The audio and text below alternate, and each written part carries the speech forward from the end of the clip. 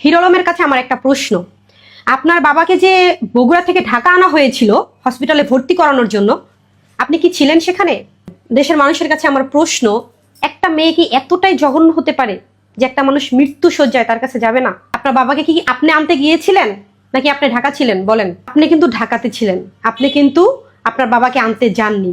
আপনার বাবাকে কে এনেছে? আপনি যে বলছেন আমার ফ্যামিলি কেউ আপনার বাবাকে দেখতেও যায়নি, কে এনেছে? আপনার বাবাকে বগুড়া থেকে ঢাকা কে এনেছে? লোকটা কে ছিল বলেন? আমার ফ্যামিলির লোক, আমারই ভাই। হসপিটালে ভর্তি করিয়েছে কে? কে ছিল? আমি ছিলাম। সকল পুরুষের ইমোশনাল জায়গায় আপনি হাত দিয়েছেন, সেটা কি জানেন?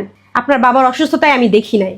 এটা কিন্তু সকল পুরুষদের ইমোশনাল জায়গা। আপনি খুব চালাক মানুষ, সেটা বলতেই হবে যে আপনি খুবই চালাক। কেননা কোন জায়গায় কিভাবে কাকে দমন করতে হবে সেটা আপনি খুব ভালোভাবে জানেন।